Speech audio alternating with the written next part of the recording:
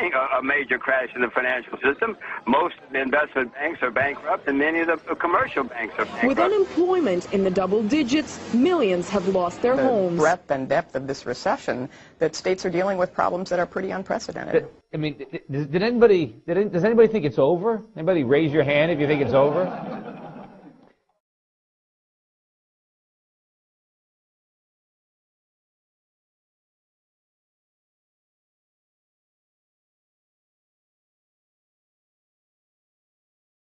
It's fairly simple.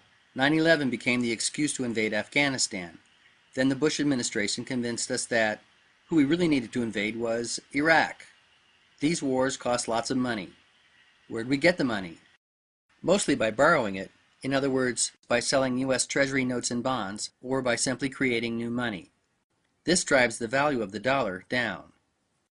There is a common misconception about inflation. Most anyone will tell you it is the rising of prices. Rising prices are in fact the result of inflation, inflation being simply an increase in the money supply. The more dollars you print, the less they are worth. During Bush's 2 terms, the Federal Reserve increased the money supply in the U.S. by a whopping 50%, and under Obama, they've doubled it again. In the decade leading up to the economic crisis, the Federal Reserve and outfits like Fannie Mae and Freddie Mac encouraged easy lending policies. The Fed dropped interest rates down to 1%, while the government practically forced banks to make dodgy home loans. This drove home prices up. Lenders bundled these loans and sold them to investors who hedged against potential losses using derivatives, a sort of insurance. This derivatives market grew, by most estimates, into the hundreds of trillions. All the while, American manufacturing jobs had been moving to China, leaving the U.S. with a consumer-based economy based more and more on borrowing and inflation than actual production.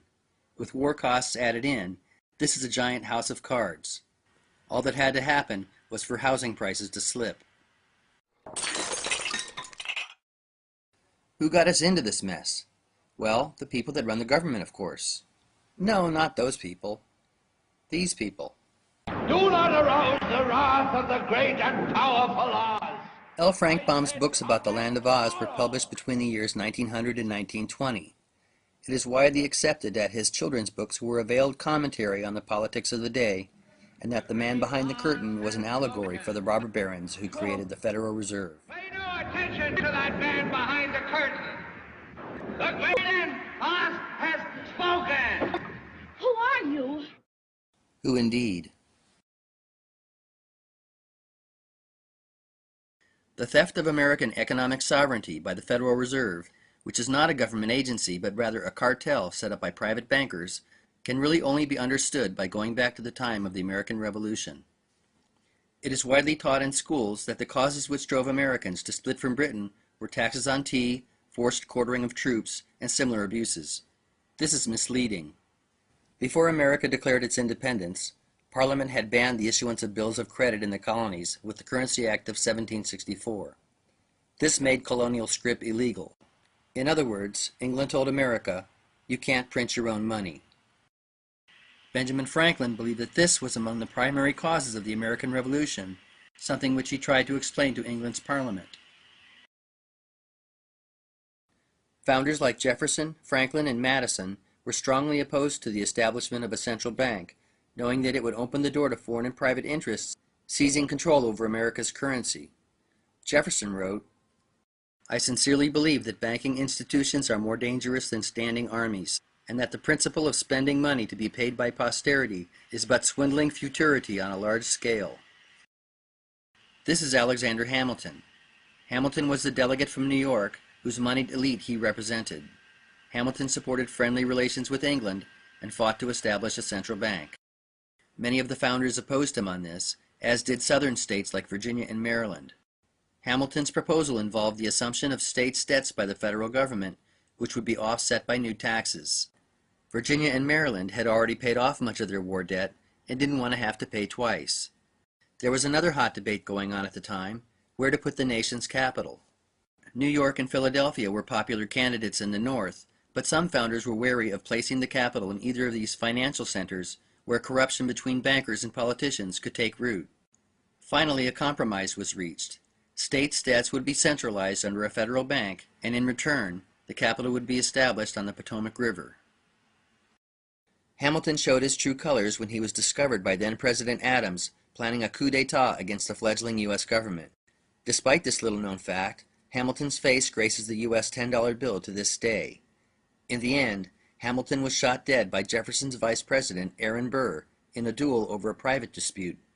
But his supporters, the moneylenders of New England and Great Britain, got their bank. The charter for the First National Bank of the United States was due to run out in 1812. Congress refused to renew the charter. Almost immediately, war between America and Britain broke out. Many causes are given for the War of 1812, but anger over the elimination of the First National Bank, which British bankers held a major stake in, is never mentioned. On the other side of the Atlantic, German banker Mayer Amschel Rothschild and his sons were quickly becoming a banking powerhouse across Europe and England. His eldest son Amschel in Frankfurt, Salomon in Vienna, Nathan in London, Karl in Naples, and James in Paris. Frederick Morton writes, "The history of the House of Rothschild has been to an amazing degree the backstage history of Western Europe, because of their success in making loans not to individuals, but to nations." Napoleon was terrorizing Europe at the time, and Nathan and James, by far the most successful of the Rothschild sons, reaped huge profits by financing both sides of the war. They maintained a sophisticated intelligence network to stay ahead of the news, and when Napoleon finally lost to Wellington, Nathan had spies posted behind the lines at Waterloo, as well as a courier ready to race back to England when the outcome became known. When Nathan heard of Napoleon's defeat, he began selling government bonds, or consols as they were known, hand over fist. Seeing this, the other traders were duped into thinking that Wellington had lost, and a panic ensued. After stocks and bonds had nosedived to a fraction of their price, Baron Rothschild began buying them up again. When the official news of Wellington's victory reached London, prices shot back up. It is said the Baron multiplied his already substantial fortune 20 times over that day. Some, such as Richard Lewinson in his 1937 book The Profits of War, have claimed that Baron Rothschild gained control of the Bank of England at this time. It is impossible to know for sure how much Nathan made, or what the family is worth, or even what companies they control to any degree of certainty, for the Rothschilds have always kept such information secret. But there is no doubt that they are, and have been for the last 2 centuries, by far the wealthiest family in the world.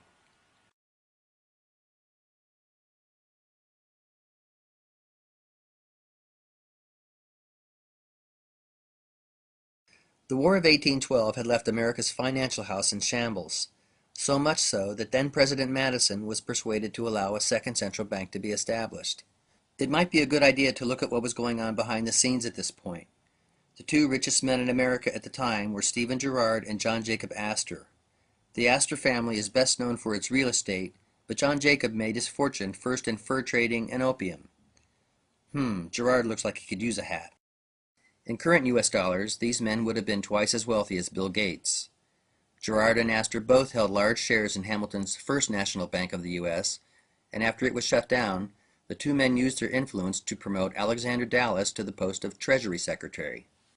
Dallas used his position to push through a new central bank, which Girard and Astor would be major stockholders in as well. The Second National Bank of the U.S. would not last any longer than the first, however, for in the election of 1828, war hero Andrew Jackson ran on an anti-bank platform and won.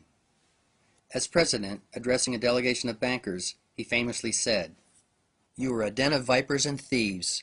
I intend to rout you out, and by the grace of the eternal God, I will rout you out."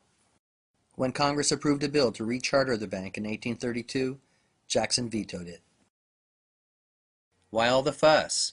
Why were men like Jackson and Jefferson so opposed to a central bank?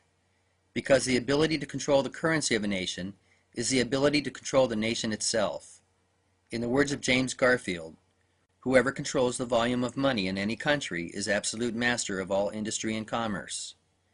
It is easy to see the danger inherent in this power falling into private hands when one realizes that with it comes the ability to create booms and busts at will. The present crisis was intended. Insider Richard C. Cook goes so far as to say, "They did it on purpose. The housing bubble and its crash were engineered from the highest levels of the U.S. government, the Federal Reserve, and the financial industry."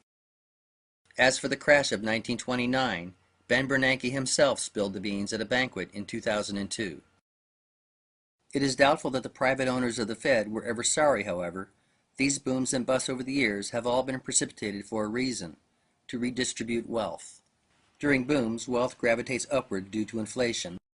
Even before a currency collapses, the damage done by a fiat system is significant. Our monetary system insidiously transfers wealth from the poor and the middle class to the privileged rich. Those who benefit the most are the ones who get to use the newly created credit first. And following crashes, the most powerful companies snatch up assets and competitors for nickels on the dollar. Lehman Brothers has filed for bankruptcy. Wells Fargo will become the largest U.S. bank by branches with an $11.7 billion offer for rival Wachovia. Merrill Lynch, the world's biggest brokerage, has been bought by Bank of America. Washington Mutual has gone under. The FDIC then turned around and sold WAMU's thrift banking assets to J.P. Morgan Chase. This hat trick has been repeated by the world's top businessmen so many times, it is a wonder that booms and busts are universally perceived as unintended. But the truth of the matter is, nearly every economic crisis in American history has been engineered, and there have been many. Two factors contributed to the Rothschild banking family's success. One was their ability to take advantage of financial panics. Maybe more significant was their talent for creating alliances. John Jacob Astor employed an agent, Jacob B. Taylor, to make his real estate deals in order to conceal his identity. Nathan Rothschild and his son Lionel used the same tact. In fact, their American agent during this period was Taylor's own son, Moses. After Jackson shut down the Second National Bank, the National City Bank of New York grew to prominence. Moses Taylor, with Rothschild backing and by buying up shares during the panics of 1837 and 1857, took it over. Reorganized from the ashes of Hamilton's First National Bank in 1812, National City's list of presidents, directors, and stockholders over the years is a veritable who's who of American finance.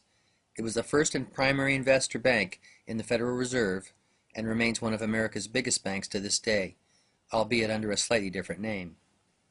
A 1976 congressional report identified 3 Rothschild subsidiaries in the U.S., the National City Bank of Cleveland, the First City Bank of Houston, and the First National Bank of Seattle. Allegedly, the word city in the names of these banks is a reference to the city.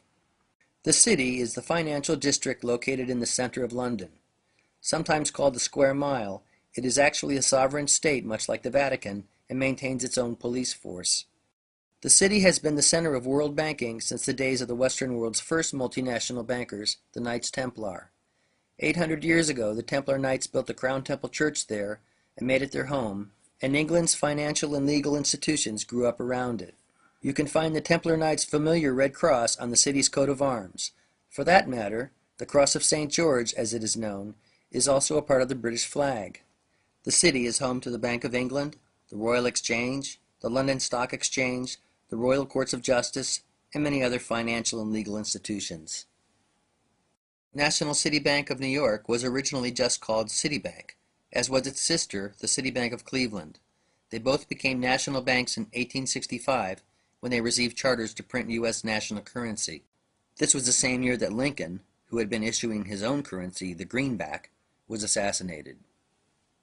What was the difference between the greenbacks that Lincoln printed during the Civil War and the national currency banks like Citibank printed in their place? Banks had been printing a muddled variety of currencies as long as there had been banks in the U.S.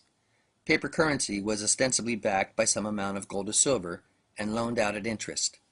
After the Civil War, many large banks were allowed to issue a national currency for the first time. This was a big step toward the elite's goal of recreating a national central bank. Lincoln's greenbacks, on the other hand, were issued by the Treasury and were interest-free. The greenback threatened to cut the banks out of the whole currency racket. They killed him for it. Only one other president in U.S. history has tried to issue interest-free Treasury notes. They killed him too.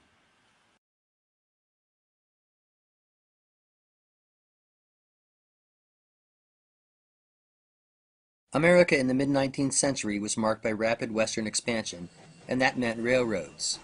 In the decade between 1860 and 1870, over 20,000 miles of track were laid, linking east to west and providing a way to move grain and cattle from the middle of the continent to the growing cities. All of this development required capital. Investors were more than willing to make loans. not just to turn a profit, but to get their foot in the door of the exploding American economy. The Rothschilds were no exception. In fact, they were pioneers in the financing of railroads on the other side of the Atlantic. Another Rothschild associate got in on the ground floor of one of America's first railroads, the B&O, a man by the name of George Peabody. Peabody was taken under the Rothschild wing in the 1830s and opened an office in London. He quickly became the go-to guy for British investors interested in American ventures and dealt in U.S. and state bonds, canals, transatlantic cable and railroads, and even shipped steel to the U.S. for laying track. But Peabody and Company's involvement in the American Railroad would really shift into high gear after Peabody retired and turned his company over to his partner, Junius Morgan, in 1864. The company was renamed J.S. Morgan and Company, and Junius' son, John Pierpont Morgan, backed by unlimited Rothschild funds, would become the most powerful banker in the United States. Not only is the Morgan name familiar to every American, so is his likeness.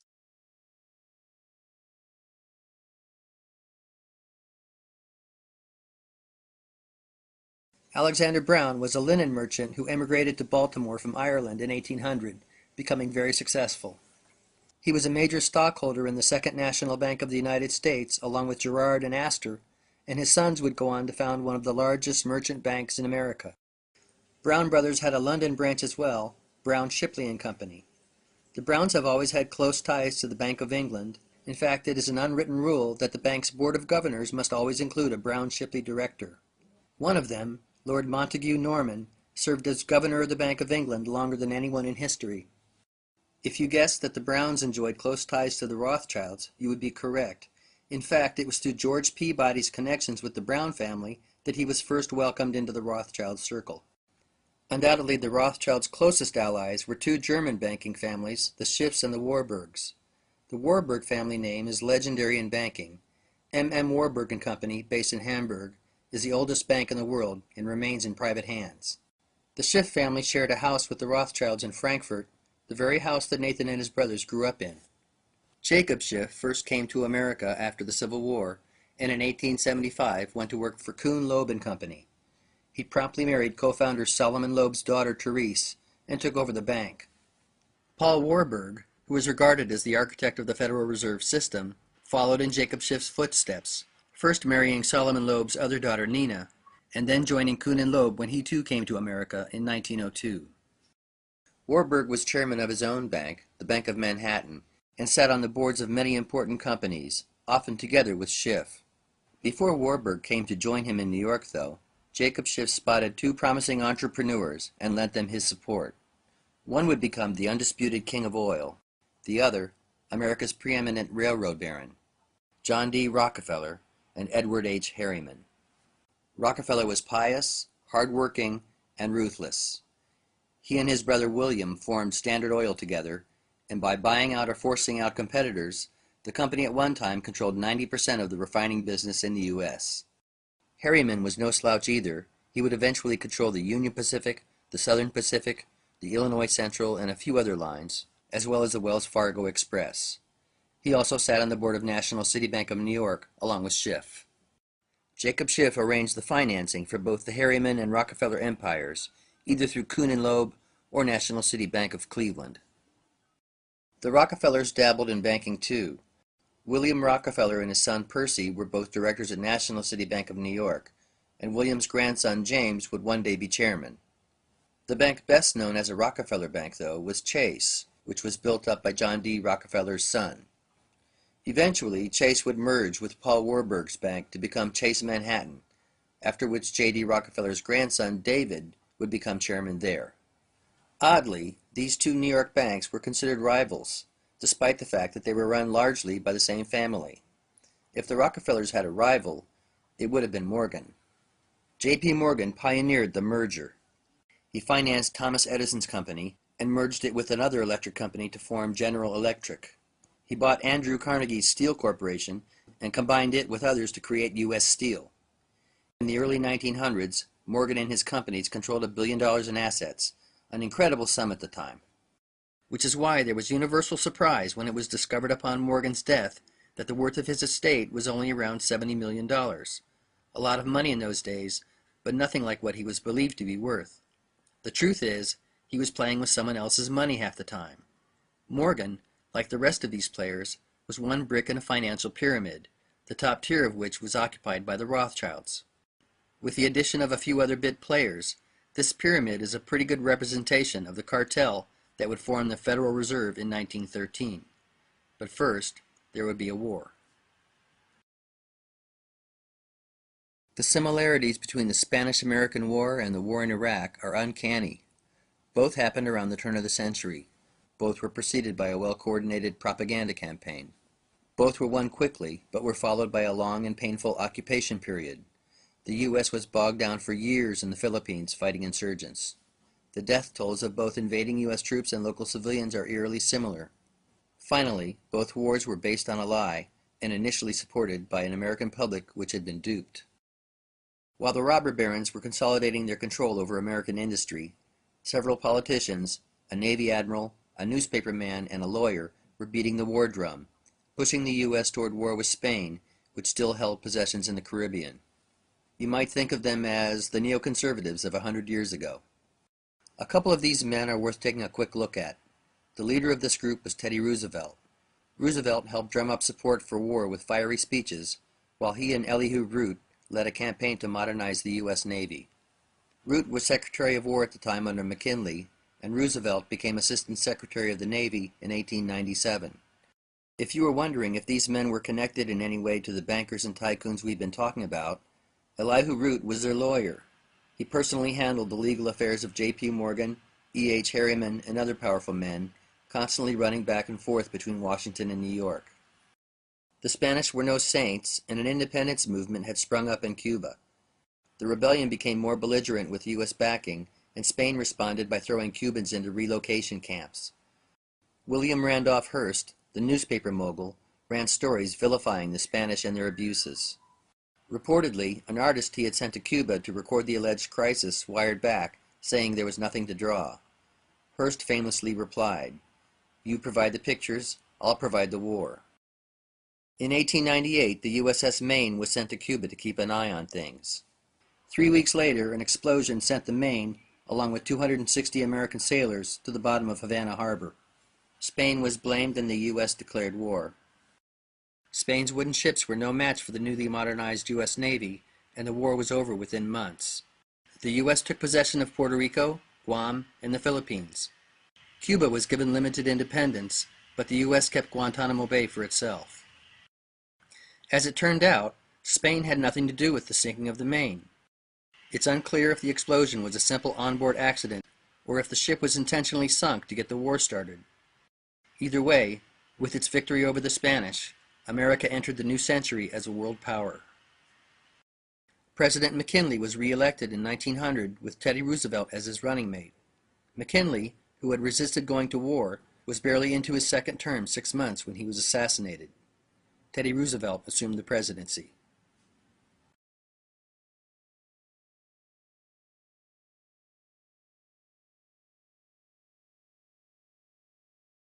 Now the bankers, with their sights set on a central bank, had almost all of their ducks in a row.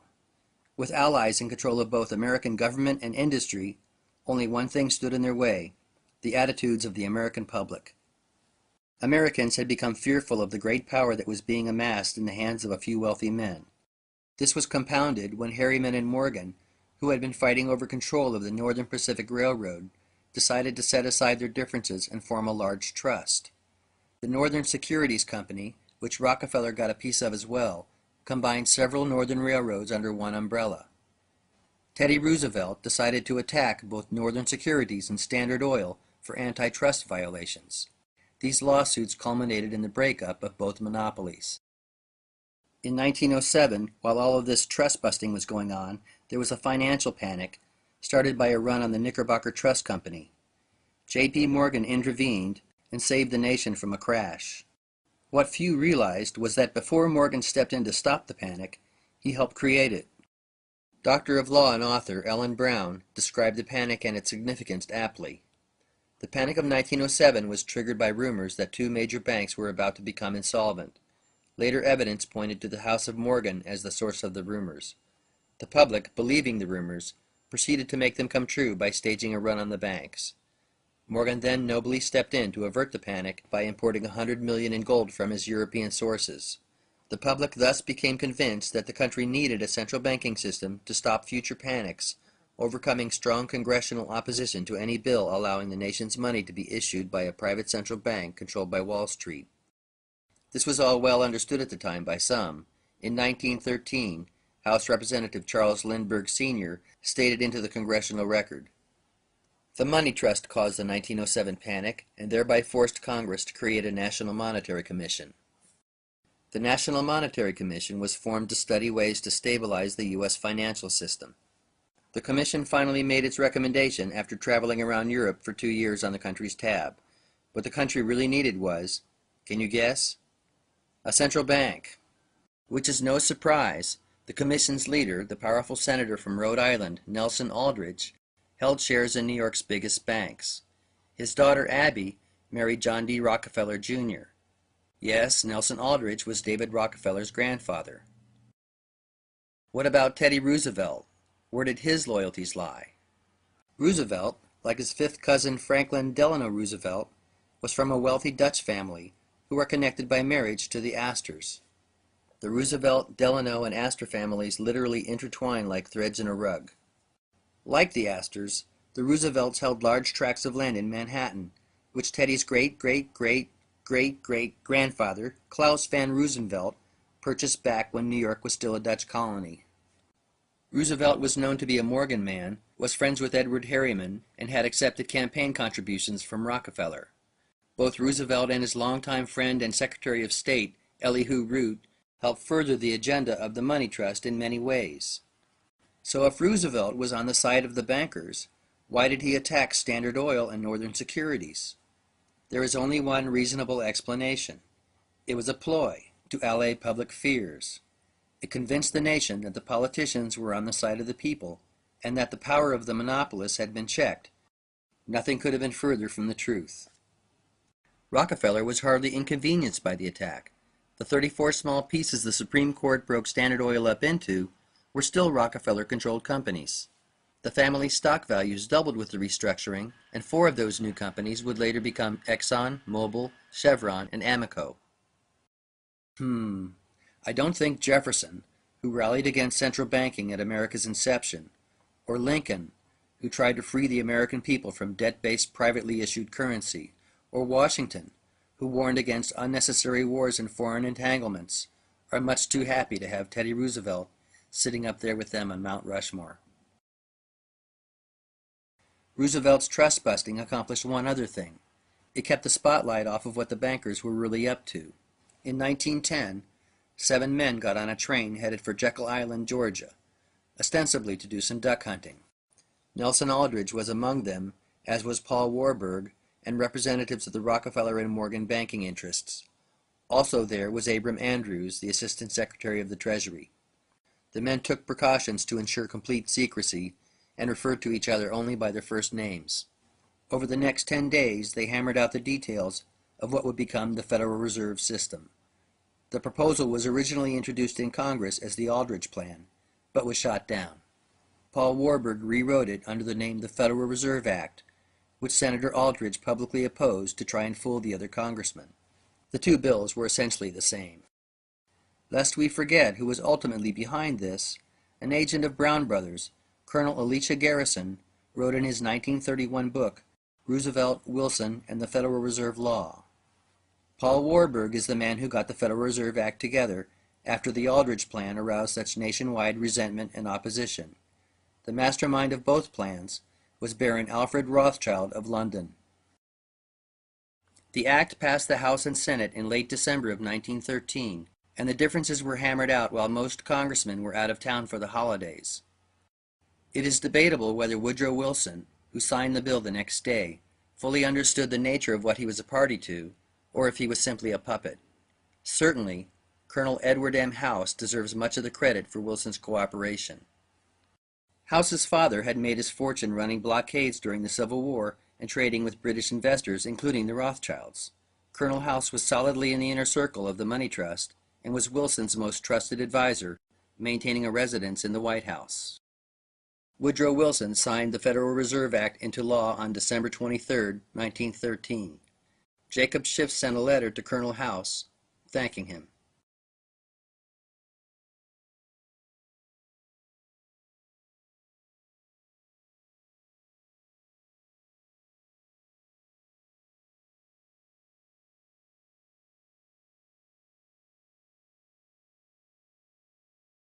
Finally, the bankers had control over America's money, but that's not all. That same year the Federal Reserve Act was passed, Congress also passed income tax legislation for the first time, which would enable the government to tax people's labor in order to pay the interest on the money it would now have to borrow from the Fed. And it wouldn't be long before America would start borrowing like never before to pay for its involvement in a war. Arguably, not a single war in modern history has been fought for the reasons advertised. Most people think the First World War started over the assassination of Archduke Franz Ferdinand, heir to the Austro-Hungarian throne. This did provide an excuse, but the truth of the matter is, cars, planes, and diesel engines for locomotives and ships had been invented, all which ran on oil. The demand for this resource was about to explode, and the Rockefellers, with their Standard Oil monopoly in the U.S., and the Rothschilds, with their control of the Royal Dutch Shell Company across the Atlantic, had the market practically cornered. Then in 1908, oil was discovered in Persia.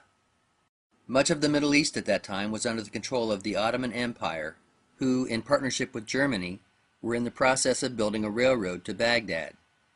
This had to be stopped. It was time to kick the Turks out of the Middle East. And this bald stating of the geopolitical facts of life strikes the modern reader with the force of revelation. For there is in our own time an absolute taboo among the corporate news media and the political class against mentioning anything to do with these strategic and economic reasons for war. How curious, for example, that the First World War is never taught in our schools as an invasion of Iraq. Not all of you are coming with me on that one. That's okay, don't worry. I will say many things in the course of tonight's show that you will not agree with. But I feel that if we retrench back to a position of consensus, we can build outwards from there. So going back to where I believe some consensus to exist between us. Possibly. I am sure many of you, like me, have never been entirely satisfied with the standard explanation we were given at secondary school for the causes and origins of the First World War. The assassination of Archduke Ferdinand. I mean, no one is that popular. The somewhat more efficient cause might be the Berlin-Baghdad Railway. Commenced construction in the years leading up to the First World War. The Royal Navy had just switched from coal to oil. German Navy follows suit, but they don't have no oil-producing colonies. Thus begins Drang nach Osten, the drive to the east, spine of which policy is the Berlin-Baghdad Railway. Now, there's already track laid from Berlin to Constantinople. Of course, it's called the Orient Express. The Germans just have to build the last 900 clips. It's going to take them clear into Baghdad, but there is huge opposition to this project among the major European powers. And the British, we're opposed to this for two main reasons. Firstly, we recognize that we cannot compete with the Germans in engineering terms alone, because we know that passengers will simply not accept the Sarajevo to Basra replacement bus service. Secondly, we know once this is built, ain't nothing to stop a Munich businessman getting out of the Baghdad terminus with a Deutsche Bank checkbook, smashing our cartel. So a phony war begins. The first British regiment to be deployed in the First World War, the Dorset Regiment, goes to Basra, 1914, where it is joined by 51 other British divisions. Ah, what a difference 100 years makes. Not. Getting the European powers embroiled in a war was one thing. Getting the U.S. involved was something else. Americans wanted nothing to do with the war. That is, until the Lusitania, with 196 American passengers on board, was sunk off the coast of Ireland by a German U-boat. Evidence which indicates that the passengers of the Lusitania were sacrificed to spark U.S. entry into World War I, while regarded as the stuff of conspiracy theories, is well documented. The British use of merchant ships to ram German submarines had rendered civilian vessels fair game in the eyes of the Germans. This was well known, yet the Lusitania sailed into hostile waters without a military escort. One of the ship's boilers had been shut down, reducing its speed and making it an easy target. Despite claims to the contrary, the Lusitania was carrying munitions, which were listed on the ship's manifest. Germany took out an ad in a few dozen American newspapers, warning that ships flying the flag of Britain or her allies would be attacked, ads which the U.S. government tried to stop papers from printing. Wilson's advisor, Colonel House, spoke with the British Foreign Secretary, Sir Edward Grey, about the Lusitania the morning of the day it was attacked, recording in his journal that its sinking would carry us into the war. He was right. It did. War's effectiveness at pushing nations into debt can easily be seen on this tally provided by the Treasury Department. The country's debt jumped 900% between the years preceding and following the war. It ballooned more than sixfold again as the country entered World War II. But apart from the purely economic reasons for getting America involved in these wars, on another level there was something else going on.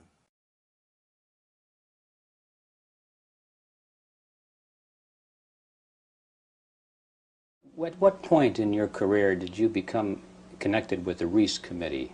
1953. 1953. Yeah. And what was that capacity, sir? That was the capacity of what they call Director of Research for the Reese Committee. Can you tell us what the Reese Committee was attempting to do? Yes, I can tell you. It was operating and carrying out instructions embodied in a resolution passed by the House of Representatives, which was to investigate the activities of foundations as to whether or not these activities could justifiably be labeled un-American without, I might say, defining what they meant by un-American. That what we had uncovered was the determination of these large endowed foundations through their trustees to actually get control over the content of American education. Rowan Gaither was at that time president of the Ford Foundation. And Mr. Gaither had sent for me when I found it convenient to be in New York. Mr. Gaither said, "Mr. Dodd, we've asked you to come up here today because we thought that possibly off the record you would tell us why the Congress is interested in the activities of foundations such as ourselves." Mr. Gaither then went on voluntarily and stated, he said, "Mr. Dodd, all of us that have a hand in the making of policies here have had experience either with the OSS during the war or the European Economic Administration after the war. We've had experience operating under directives. We here operate on in response to similar directives, the substance of which is that we shall use our grant-making power so to alter life in the United States that it can be comfortably merged with the Soviet Union." Well, parenthetically, Mr. Griffin, I nearly fell off the chair. My response to Mr. Gaither then was, "Well, Mr. Gaither, I can now answer your first question. You forced the Congress of the United States to spend $150,000 to find out what you just told me." I said, "Of course, legally, you're entitled to make grants for this purpose, but I don't think you're entitled to withhold that information from the people of the country to whom you're indebted for your tax exemption. So why don't you tell the people of the country that's what you told me?" And his answer was, we would not think of doing any such thing. So then I said, well, Mr. Gaither, obviously, you forced the Congress to spend this money. Dr. Johnson, who was then president of the Carnegie Endowment, telephoned me and said, did I ever come up to New York? And I said, yes, I did, more or less each weekend. And he said, well, when you're next here, will you drop in and see us? Which I did. And Dr. Johnson said, after, again, amenities, Mr. Dodd, we have your letter. We can answer all those questions, but it'd be a great deal of trouble.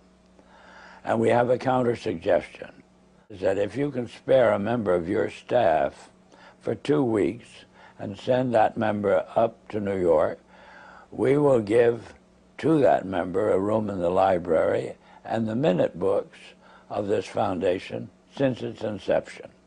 And we think that whatever you want to find out or the Congress wants to find out will be obvious from those minutes.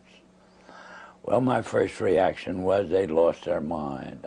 I had a pretty good idea of what those minutes would contain, but I realized that Dr. Johnson had only been in office 2 years, and the vice presidents were relatively young men, and counsel seemed to be also a young man, and I guessed that probably they'd never read the minutes themselves. And so I said I had somebody, I would accept their offer, and I went back to Washington, and I selected the member of my staff who was on my staff, having been a practicing attorney in Washington, but she was on my staff to see to it that I didn't break any congressional procedures or rules. In addition to which, she was unsympathetic to the purpose of the investigation. She was level-headed and a very reasonably brilliant, capable lady. And her attitude toward the investigation was, what could possibly be wrong with foundations? They do so much good. Well, in the face of that sincere conviction of Catherine's, I went out of my way not to prejudice her in any way. And off she went to New York. She came back at the end of 2 weeks with the following in the way of, on dictaphone belts.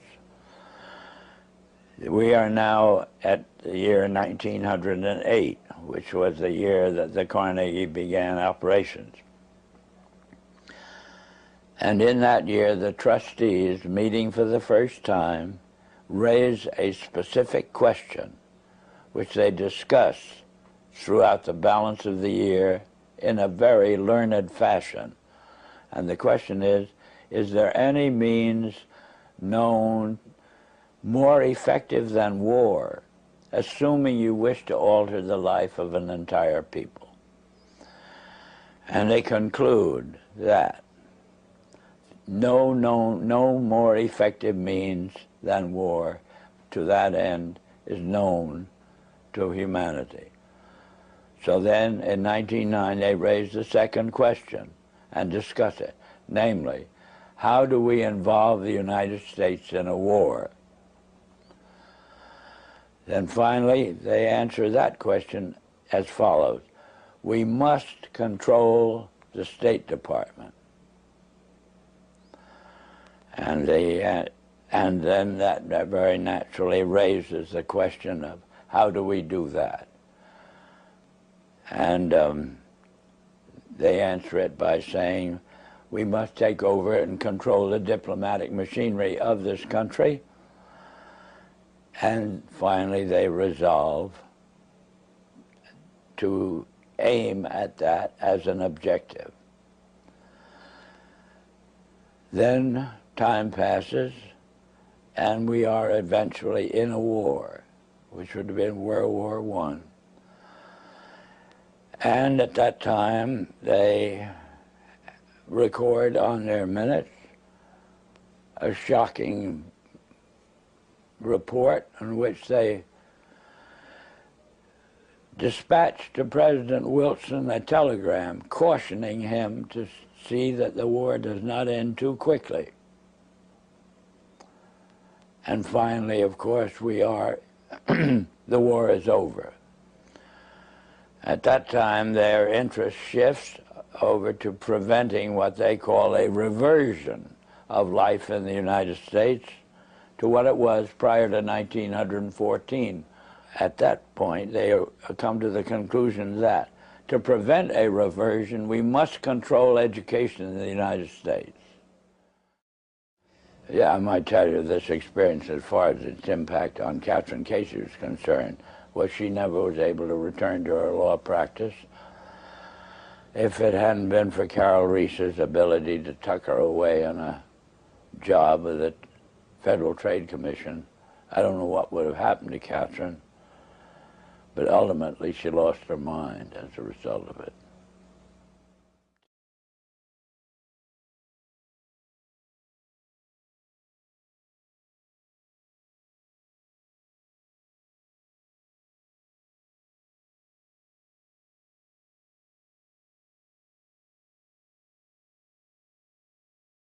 After World War I, the money trusts continued to consolidate their power, specifically to strengthen and institutionalize their influence over government.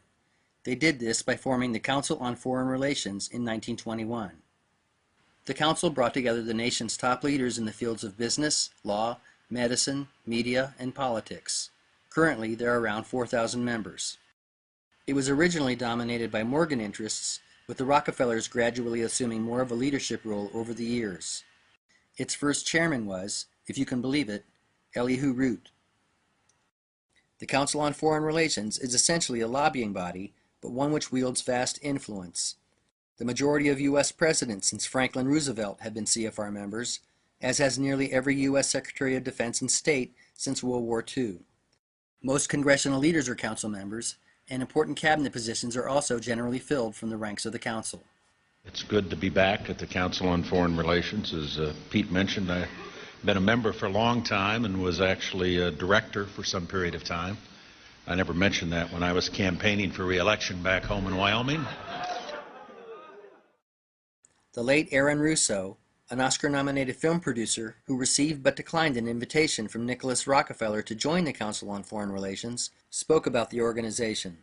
I had a friend, Nick Rockefeller, okay, who was one of the Rockefeller family, and he, when I was running for governor in Nevada, he came to me, introduced himself to me through an attorney, and we became friends. We started talking about things, and I learned an awful lot from Mr. Rockefeller. Now, I was definitely being recruited, but it's more subtle than that. Well, in your words, just go through the process, and then what he said. Well, what it is remember, we were friends, and we used to come to my house a lot. We'd have dinner, we'd talk, and he'd tell me about business investments I get involved in, you know, and was I interested in joining the Council on Foreign Relations? You know, I would have to get a letter to join them, but was I interested in that? And, you know, just stuff, you know, leading you on. And I used to say to him that I never really did that because that wasn't where I was coming from. You know, as much as I like you, Nick, you know, your ways and my ways, we're on the opposite side of the fence.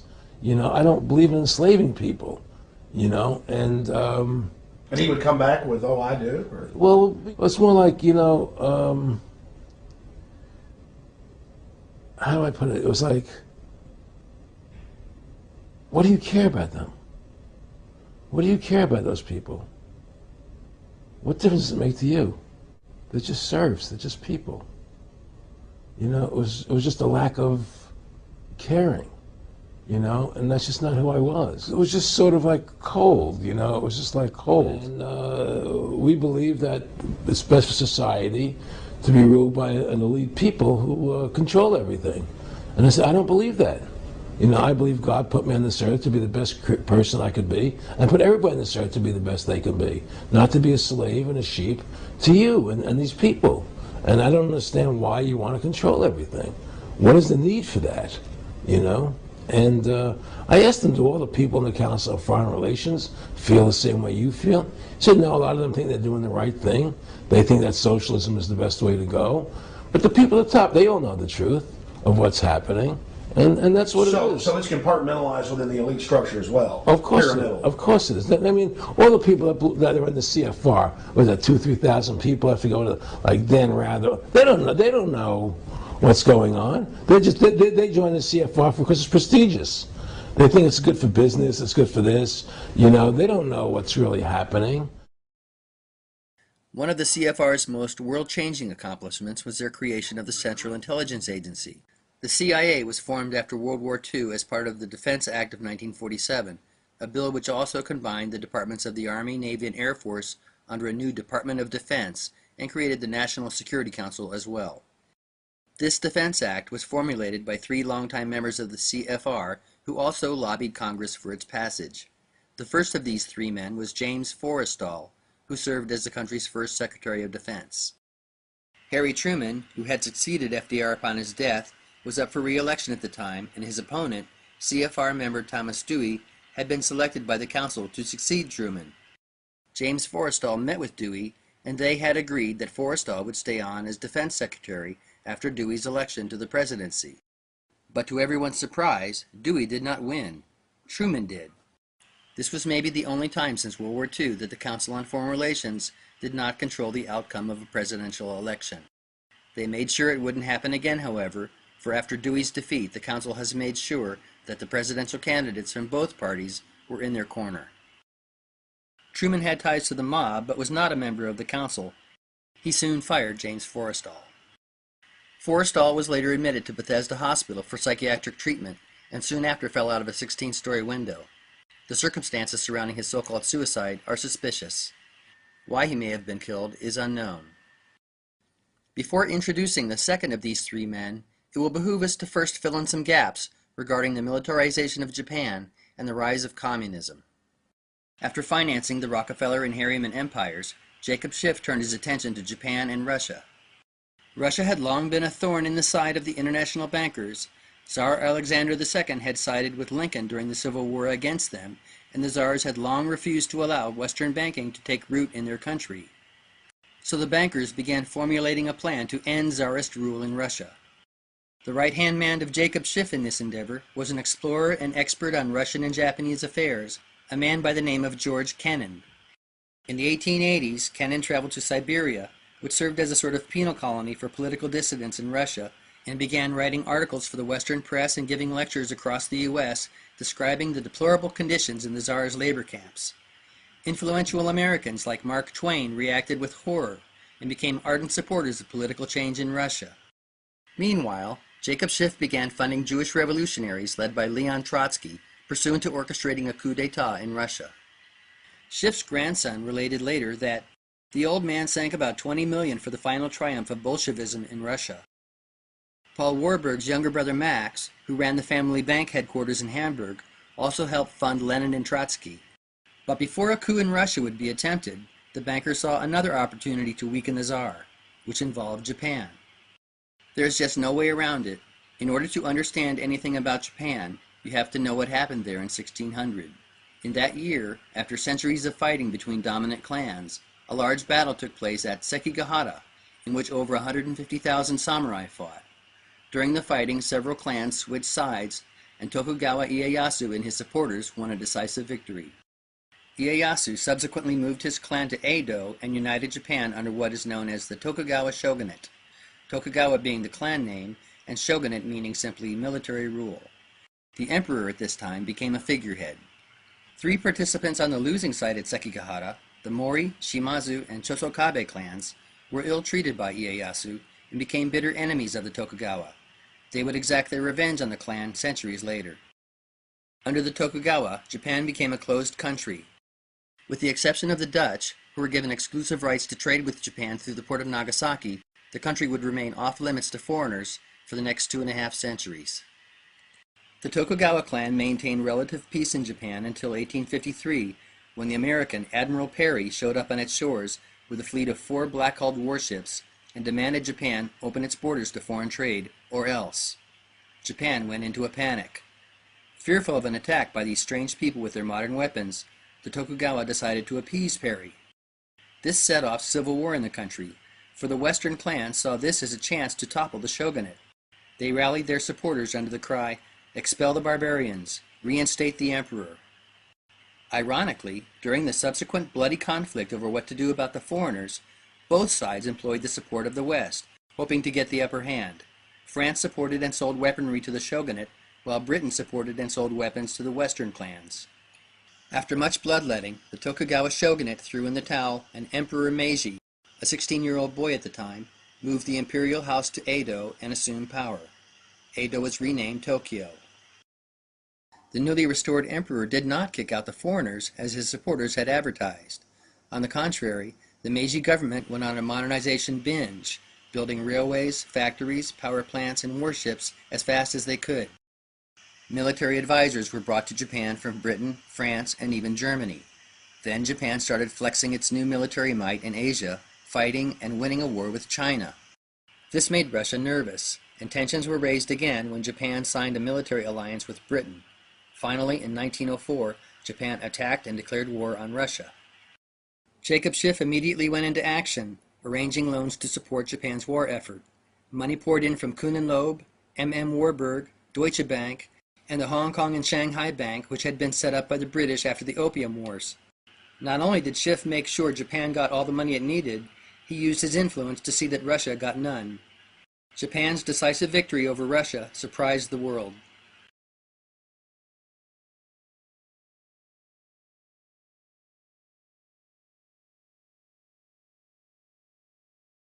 It was no secret that powerful Western business interests exploited Japan's eagerness to modernize and her thirst for conquest to attack Tsarist Russia.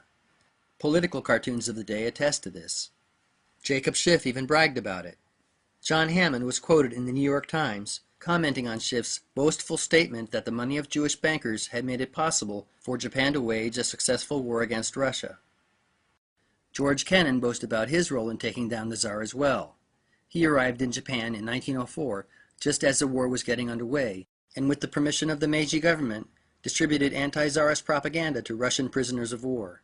He was later quoted as saying that, as a result, 50,000 Russian officers and men went back to their country ardent revolutionists. Yet another straw was laid across the Tsar's back. In 1908, Jacob Schiff led a campaign to force then-President Taft to abrogate the U.S.'s long-standing trade agreement with Russia. Skeptics often submit that Jacob Schiff's campaign to topple the Tsar was merely a private crusade, but this is clearly not the case. In 1915, the American International Corporation was formed. On its board of directors sat some of the top financiers of the day, Percy Rockefeller, his brother-in-law James A. Stillman, and the president of E.H. Harriman's Southern and Union Pacific Railroads, Robert S. Lovett, all directors at National City Bank of New York. The company's founder was National City Bank's president, Frank Vanderlip, one of the 7 attendees at Jekyll Island. Other AIC directors included Otto Kahn of Kuhn & Loeb, Pierre DuPont, and the great-grandfather of George W. Bush, George Herbert Walker. The American International Corporation worked closely with another important company, Guaranty Trust of New York. Guaranty Trust had been built up on the Rockefeller, Whitney, Vanderbilt, and Harriman fortunes, but by 1915, J.P. Morgan held controlling interest. Guaranty Trust's list of directors was impressive as well. It included George F. Baker, Charles H. Allen, Rothschild Representative August Belmont, Harry Payne Whitney, and J.P. Morgan partner Thomas Lamont. The bank's vice president was Harold Stanley, who would go on to co-found the Morgan Stanley Investment House. In short, the bulk of American wealth and power was represented on the boards of these two companies. Together, they would eventually control dozens of multinational corporations operating around the globe. But in 1915, their first order of business was to pick up where Jacob Schiff left off and, in the final years leading up to the Russian Revolution, see to it that Lenin and Trotsky's Bolsheviks had all the backing they needed. Finally, in 1917, Tsar Nicholas II, weakened by George Kennan's propaganda campaign, humiliating defeat at the hands of the Japanese, and catastrophic involvement in World War I, fell to the Bolsheviks. The Tsar and his family were killed in a house in Yekaterinburg. Communism was born. How surprising that the second architect of the Defense Act of 1947 turns out to be George Kennan's cousin, twice removed, George F. Kennan. If you are confused by the fact that the CIA and their arch nemesis, Communist Russia, were created essentially by the same people, don't be. The Central Intelligence Agency was never designed to fight the spread of communism, safeguard democracy, or anything like that, despite the fact that the communist threat provided the justification for practically everything the agency did up until the fall of the Soviet Union. In truth, the CIA was created to do a very simple, specific job, a job to which intelligence gathering is merely incidental. Now, before introducing the third architect of the Defense Act of 1947, we really need to answer a few questions, which are undoubtedly nagging at you by now. What is it that the CIA was really designed to do? What is the real agenda of the bankers and organizations like the CFR? And what did Ford Foundation President Rowan Gaither mean when he said, as quoted by Norman Dodd, "We shall use our grant-making power so to alter life in the United States that it can be comfortably merged with the Soviet Union." And finally, who are these people? Is there a so-called Jewish conspiracy, as some conspiracy theorists claim? And what about that other group often accused of trying to run the world, the Freemasons? Do they play a role in any of this? We can answer all of these questions, and more. But there's a little more digging we'll have to do first, so grab your shovel. When Tokugawa Ieyasu granted exclusive trading privileges to the Dutch, he wasn't forming an alliance so much with Holland as with the Dutch East India Company, which set up their first trading outpost in Asia just after Ieyasu's victory at Sekigahara. The Dutch East India Company and its main competitor, the British East India Company, were the first multinational corporations. They wielded the power of sovereign nations on the seas and generated tremendous profits plundering the far corners of the world. When people think of these outfits, they think of spices, and while it is true that the Dutch and British East India Companies imported spices and tea from the east to the west, the most lucrative part of their business was the opium trade. A Dutch West India Trading Company was also formed to profit from the lucrative slave trade in the Americas. To put it bluntly, much of what these trading companies engaged in was licensed piracy. Another interesting fact about these trading companies is that they were dominated by Freemasons, from the investors and governors down to the ship's captains. This is evident in the numerous Masonic lodges which sprung up along the trade routes. So how curious that both pirates and Freemasons are associated with this symbol. The skull and crossbones is a prominent symbol in Masonry. Here are some Freemasonic aprons. A skull and usually crossbones are also present in what is called the Chamber of Reflection, a room prepared for initiates undergoing the Masonic rite of the first degree in many orders. What few people know is that both Freemasons and pirates inherited the symbol from the same place, the Knights Templar. The true origin of the skull and crossbones is most likely the Chi Rho, an ancient symbol whose meaning is not morbid at all, but more akin to rebirth. The first Templar to fly the skull and crossbones, legend has it, was Roger II of Sicily, who harassed and plundered the coasts of Greece and northern Africa, and for whom the Jolly Roger is named. According to myth, Roger's father, King Roger I, copulated with the corpse of his wife Adelaide, Roger II's dead mother, and returned 9 months later to find only a skull and crossbones.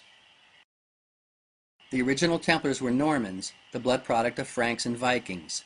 The order was formed during the First Crusade, and with special privileges granted by the Pope, they amassed great wealth and power, operated a vast banking network, and built hundreds of churches and castles across Europe and the Middle East.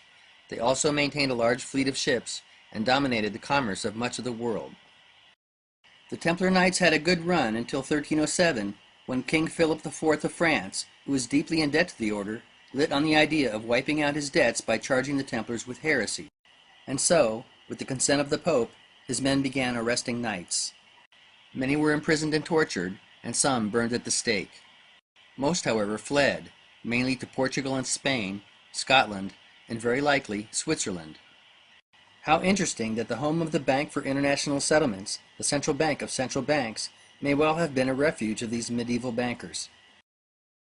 Author Ernesto Frere explored what happened to the Templar fleet, which disappeared from the shores of La Rochelle when the hammer of King Philip came down. He concludes, like others, that many Templars took to the sea after their banishment, thereafter adopting a life of piracy. These skull and bones decorate gravestones in a churchyard in Temple, Midlothian, an area granted to the Templars by David I of Scotland in the 12th century. Scotland is rich in Templar history, and some believe that the Knights helped Robert the Bruce win independence from England on the field of Bannockburn. So what do you think? Does the flag of Scotland really derive from the cross of St. Andrew, as legend has it? Or maybe from this? Author John J. Robinson explored what became of the Knights Templar in Britain after their banishment. Robinson makes a strong case that the Templars simply went underground and evolved into what would emerge centuries later as Freemasonry. Robinson is not alone in observing many connections between the two orders.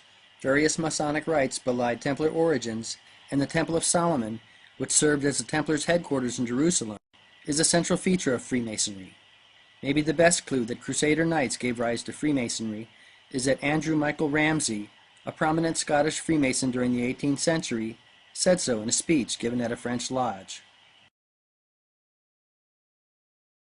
There was already a large Templar presence in Portugal and Spain when those fleeing from France arrived. There, the Templar Knights simply adopted different names. In Castile and Aragon, they joined existing orders such as the Order of Santiago. In Portugal, a new order was formed, the Knights of Christ. The heirs of these repackaged Templar Knights, who were expert mariners, contributed greatly to the dominance of Portugal and Spain during the era of world exploration. Henry the Navigator was in fact a Grand Master of the Knights of Christ, and Christopher Columbus, Vasco da Gama, and Ferdinand Magellan were all associated with these orders and flew the Templar Red Cross on their ships.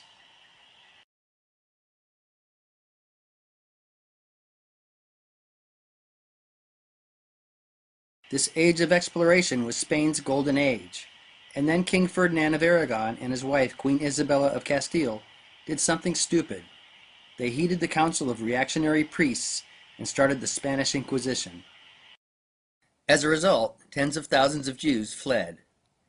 In the latter half of the 16th century, profound changes were taking place in England and Holland. Holland, known for religious tolerance, was a Spanish possession when the Inquisition began, but declared independence in 1581 and eventually kicked the Spanish out. Meanwhile, in England, the Anglican Church broke away from Rome under Queen Elizabeth. To wit, the Catholic Church was losing its authority in these countries, and that's where many Jews fleeing from Portugal and Spain went. And there's good reason to believe that at least some of the Templar remnant there went with them. Here's why. The religious convictions of the heirs and descendants of the Templar Knights, officially a heretic order, would have been suspect in the eyes of the Catholic Church. The Spanish Inquisition was not just an attack against Jews and Muslims. Any deviation from strict Catholic doctrine was grounds for persecution, and rumors of the Templars' Gnostic beliefs and occult practices had led to their banning. The Knights of the Spanish and Portuguese orders had developed a fruitful partnership with Jewish merchants in Spain and Portugal, who not only invested in voyages to the New World, Africa, and the Far East, but also played a role in marketing valuable goods brought back. Queen Isabella, King Ferdinand, and their successors expropriated property from the orders while the Inquisition raged to help pay for military entanglements, notably against the English and the Dutch. Maybe the best indication that the Templar remnant followed their fleeing Jewish partners is that as the Spanish Inquisition dragged on, Portuguese and Spanish dominance on the high seas went into decline, while that of England and Holland surged. This culminated in the establishment of the Dutch and British East India Companies, which both Freemasons and Jewish merchants played significant roles in. This notion of a Templar flight from Spain and Portugal to England and Holland is almost completely undocumented, but seems very likely, and, if accurate, is startling, for it allows us to trace a continuous thread of conquering, plunder, commercial domination, and colonization. It begins with Rollo the Viking, who invades and conquers northern France in the 9th century. The Franks make peace with Rollo and his Vikings by granting them Normandy. A century later, Normans invade and conquer southern Italy and Sicily. Then in the 11th century, more Normans invade and conquer England. They are led by William the Conqueror, Rollo the Viking's direct descendant. A generation later, Normans and allies from all over Europe invade and conquer the Holy Land, at least for a time. This is when the Templar Knights are born. The Templars in turn dominate the commerce of the Christian world until they are banned and flee. From Portugal and Spain, they begin exploring the world and establishing trade routes, but are chased out by the Catholic Church again, this time fleeing to Northern Europe and England. There, they and the local Templar remnant, who will later come out of the closet as Freemasons, set up the Dutch and British East India Companies with the help of Jewish merchants, and begin colonizing the world. The thread doesn't end there either, for several American families got in on the opium and slave trade rackets. Participating in the opium trade, we have, predominantly, the Astor, Cabot, and Russell families. John Jacob Astor we have already met. Remember Henry Cabot Lodge in Teddy Roosevelt's circle of warmongers? His mother was a Cabot. The Russells we have not yet met, but FDR's grandfather, Warren Delano, was manager of operations in China for the Russell family. On the slave trading side, two other Roosevelt patriarchs, Johann and Jacob, owned a slaving ship, the Expedition. The Browns were involved in the slave trade before they moved into banking, as was George Peabody, who ran the Georgetown slave market. If you think I'm stretching it by alluding to a connection between influential Americans like these and the conquering Normans of old, behold the roots of the following families: Peabody, Brown, Roosevelt, Astor, Taylor, Root, Russell, Cabot. Remember, Duke William of Normandy invaded and conquered England in 1066, winning at the Battle of Hastings. According to houseofnames.org. Peabody, Norman, granted lands by William the Conqueror for distinguished service at the Battle of Hastings in 1066. Brown, Norman, granted lands by William the Conqueror for distinguished service at the Battle of Hastings in 1066. Roosevelt, Norman, granted lands by William the Conqueror for distinguished service at the Battle of Hastings. Astor, Norman, granted lands by William the Conqueror for service at the Battle of Hastings. All of these families, and there are others, descend from a Norman ancestor who received lands in England from William the Conqueror after the Battle of Hastings. What are the chances? You may be wondering about other key players. The Rockefellers came late to the world domination game and are not Norman, nor are the Harrymans. You wouldn't find a Morgan on the battlefield of Hastings, for they are Welsh, but they have their own pirate in their history, this guy. Henry Morgan the Buccaneer was one of the first governors of Jamaica, which he used as the base for his exploits in the Caribbean. How interesting that the Jamaican flag, like that of Scotland, is a saltire cross. But that's not all. Green and gold happen to be the colors of the Morgan family coat of arms. Obviously, Jewish banking families like the Rothschilds, being German, had nothing to do with the invasion of England. There are, however, some surprising connections beneath the surface. This is the Stuart coat of arms. There have been over a dozen kings and queens of Scotland and Britain emanating from the House of Stuart, and plenty of Stuart blood flows in the current House of Windsor. On the right we have the Hohen crest. Frederick Barbarossa of the House of Hohenstaufen was the first of a long string of Germanic holy emperors, and Hohen blood flowed into other royal houses of Europe throughout history, including the British royal family. Now look where the checks on these two family crests originate: the Jewish House of Cohen. I'm not just grasping at straws here. The elements in family coats of arms are not established willy-nilly. The Herald's College, for example, has been tightly regulating coats of arms in England since the 15th century. Cohen is an alteration of Kagan, which meant king or priest in Khazaria. Khazaria was a large kingdom in Asia which converted to Judaism in the late 8th century, flourished through the 9th, and folded in the 10th. As Khazaria declined, two major groups there, the Magyars and the Kabars, migrated westward into Eastern Europe. Many, if not most, of the Kabars were Jewish. The Magyars, on the other hand, were really Huns, which is where the Hun in Hungary comes from.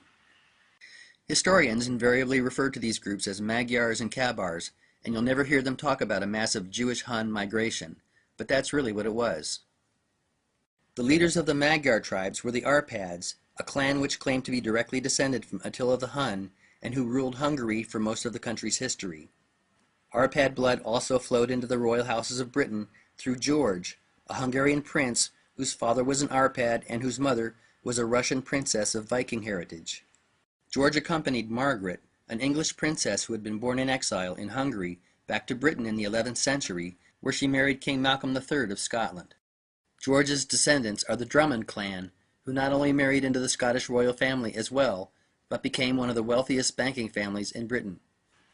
Two Drummonds happened to be the exchequers of the British Treasury during the American Revolutionary War, and doled out the money used to pay for Hessian mercenaries rented by England from Hesse Castle. This money found its way not into the pockets of the Hessian soldiers, nor their king, Frederick II, but into the pockets of the king's personal banker, Mayor Amschel Rothschild, whose sons then used the funds as seed money to grow the Rothschild banking dynasty. Rothschild is an adopted name meaning red shield. The original name of the family was Bauer. An alternate version of this name is Bayer, and a Bayer or a Bauer was someone from Bavaria. If you take the blue and silver checks of the Cohen crest and turn them diagonally, you have the flag of Bavaria. The true origin of all these names becomes clear if you check the Scottish branch of the bloodline, Boer. The bow and arrow was the weapon of choice of the Huns, and this bundle of 5 arrows is an ancient Hun symbol. The Rothschild banking logo displays the same symbol. This topic is far too deep to really address here. Suffice to say that the ruling elite, be they kings, queens, or bankers, Vikings or Huns, Normans or Khazars or Christians or Jews, have been colluding, intermarrying, and competing for 1,000 years to get control of nations and markets. This is why it is meaningless to speak of a Jewish conspiracy. Organized religion is for us, the masses, not them. They have a different calling, to rule. The word cabal actually derives from Kabbalah. The Templar Knights may have tried to pass themselves off as a Catholic order, but what they really embraced was Kabbalah mysticism, an ancient religious sect with occult overtones which predates Judaism. The dualistic nature of Kabbalah is represented in the interlocking triangles of the Magen David, which was used by Freemasons long before it became a symbol of Judaism. These are not Jewish temples, they are Freemasonic temples, and it goes without saying that the Templars and the other Crusader Knights were really the first Zionists, for they wanted the Holy Land, albeit for themselves. The Templars lost the Holy Land to the Muslims not long after they took it, but in the 19th century, 2 distinct Zionist movements sprang up pursuant to getting it back. One called for a return of the Jewish people to Israel, while the other hinged on a skewed interpretation of biblical texts known as end times prophecy. Some might be surprised to learn that there are far more Christian Zionists in the world than there are Jewish Zionists. One of the first proponents of Christian Zionism and end times doctrine in Britain was, interestingly, a Drummond, while one of the movement's first leaders in America was Charles Taze Russell, whose followers went on to found the Jehovah's Witnesses. Yes, this is the same Russell family that made its fortune selling heroin to the Chinese. Samuel Russell, the head of the family opium business, we briefly met. One of the original Templars may well have been a Russell, for one of the 9 knights who formed the order was a man known to history as Russell. This is very interesting, because another Russell of the 19th century, Samuel's cousin, William H. Russell, co-founded along with Alphonso Taft, the father of future U.S. President William Howard Taft, an influential secret fraternity at Yale University in 1832. They named it, you're not going to believe this, Skull and Bones.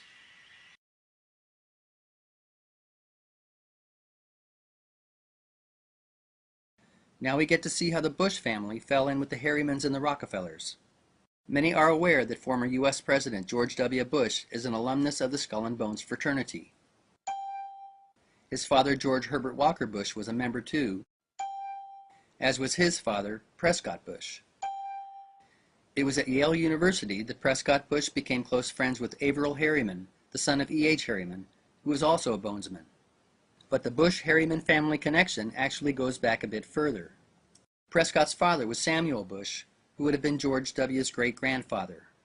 Samuel Bush was general manager and later president of Buckeye Steel Castings, a factory in Ohio controlled by the youngest brother of John D. and William Rockefeller, Frank Rockefeller.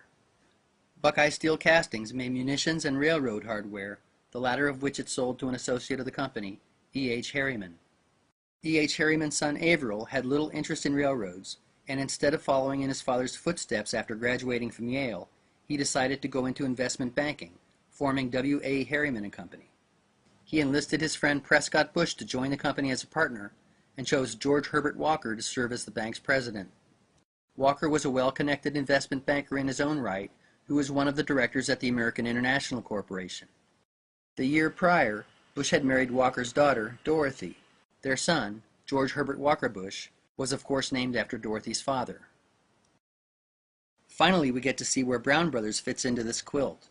After the crash of 1929, Brown Brothers merged with Harriman's Bank to become Brown Brothers Harriman. Time magazine announced the merger in 1930, noting that 8 of the 10 initial partners of Brown Brothers Harriman were all Skull and Bones alumni.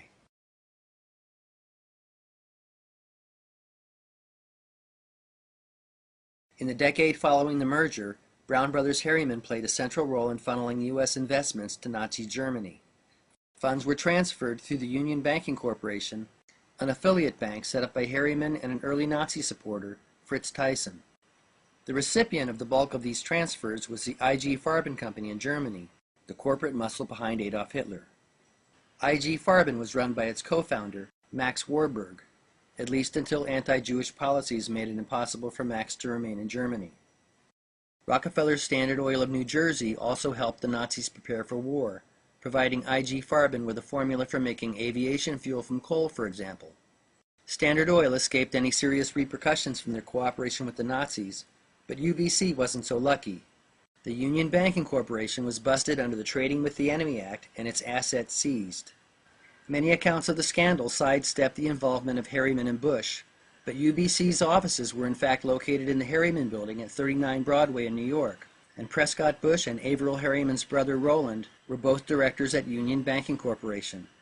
You can find their names listed here on vesting order number 248, filed with the Federal Registry in 1942 in conjunction with the seizing of the bank's assets. Another major player in the funding of Nazi Germany was the powerful law firm of Sullivan & Cromwell. One of Sullivan & Cromwell's important early clients had been Standard Oil, and the firm had also helped J.P. Morgan facilitate his General Electric and U.S. Steel mergers. Two senior partners at Sullivan & Cromwell during the years leading up to World War II were John Foster Dulles and his brother, Allen Dulles. Not only were the Dulles brothers instrumental in the transfer of U.S. capital to pre-war Nazi Germany, they helped their clients, Brown Brothers Harriman and Standard Oil, try and hide their Nazi connections, albeit with limited success. Allen Dulles is truly a titanic figure in modern American history. He ran the OSS, which was America's intelligence arm during World War II, and the predecessor of the CIA. One of his brainchilds was Operation Paperclip, whereby German scientists and intelligence operatives were brought back to the U.S. after the war. Dulles sat on the board of J. Henry Schroeder Bank, one of the original investor banks in the Federal Reserve System, and a bank which was also instrumental in Nazi funding. Dulles also served as president of the Council on Foreign Relations from 1947 to 1950. The prevailing wisdom is that the father of the CIA was Wild Bill Donovan. Donovan was an important figure, but the title really should go to these three men. In particular, the third architect of the Defense Act of 1947, Allen Dulles. Now that we've crossed that hurdle, what is it that the CIA was really designed to do? As the 20th century progressed, corporate America increasingly became involved overseas. The AIC Guarantee Trust Coalition was the catalyst for this growth, and they came to control no less than 200 multinational corporations involved in everything from the manufacture of machinery to international shipping to agriculture and mining. Frank Vanderlip stated, "The way we conceived the American International Corporation, we had decided that what was needed was some kind of organization that would take a foreign business enterprise of great possibilities, or even a good idea with management behind it, and finance it into strength." Over the decades, the face of Wall Street changed as companies merged, changed names, and vied for dominance, but the model forged by AIC and Guarantee Trust, one of global commerce directed from select boardrooms, continued. By the mid-20th century, the scope and breadth of this commercial empire was reminiscent of that of the Dutch and British East India Companies in earlier centuries. But there was a major difference. The Dutch and British East India Companies did their own dirty work. They had gunships with which to enforce their monopolies. Corporate America in the 20th century didn't have gunships. They relied on the State Department to grease the wheels of international commerce, and diplomacy was often less than effective. That's where the CIA came in. It served as the attack dog for America's corporate elite, protecting their interests abroad.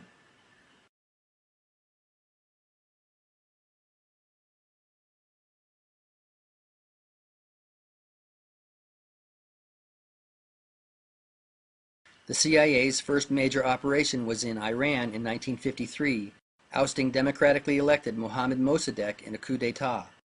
The benefactors of this coup in Iran were largely British oil interests, but the CIA's next adventure, a coup in Guatemala in 1954, protected the interests of United Fruit, a company which had grown large under the umbrella of the American International Corporation.